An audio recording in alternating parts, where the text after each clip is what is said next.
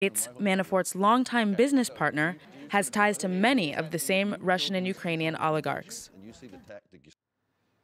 Now, for more on this story, I'm joined by Olivier Piton, a lawyer specialized in French, European, and U.S. public law. Good evening. Thank you very much for joining us on the program. Now, for now, we don't have any proof of collusion with the Russian government in an effort to influence the election, but that could change, couldn't it? We are not sure of that. So far, as you said, there is no collusion, meaning that George Papadopoulos on one side and Paul Manafort on the other have obvious links, that's what they said, to the federal government. They had links either with the Ukrainians or with the Russians.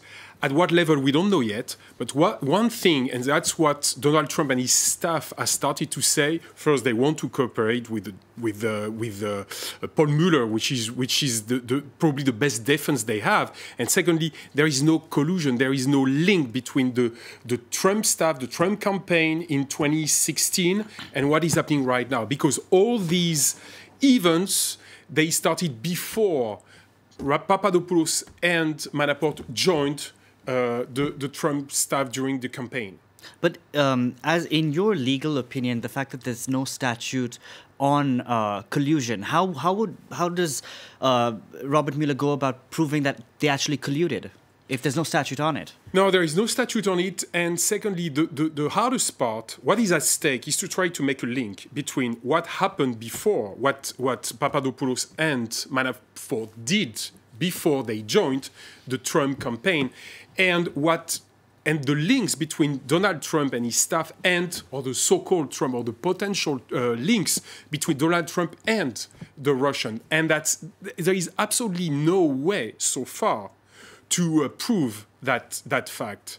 Secondly, what is at stake is only 5-year jail and a fine, so we are far, far away from the impeachment, for instance. Okay, now, if you were Robert Mueller, how would you go about getting someone like Paul Manafort to talk? What does he have to offer him? Well, the good thing is that he said that he has a lot to offer. That's what he said. So now we are going to expect something. We don't know what, but something is in the air. So we are going to see what is going on now. That's the first step. Mueller really wants to get more information. He wants to be fed by more details. That's not the case yet, but probably something will come.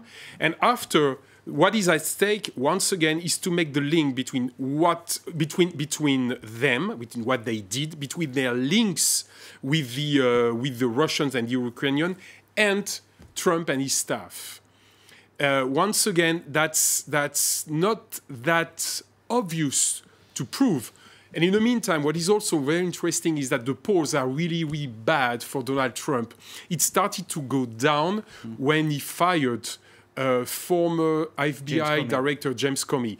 So it's probably what's going to happen in the coming days and weeks. He could fire Robert Mueller. Do you think he'll do that? He could. I'm not sure he would. But he could, absolutely he could. But that would be one of biggest mistakes, because he needs the Republican support, the Republican Party support. So far, the Republican Party is on his side.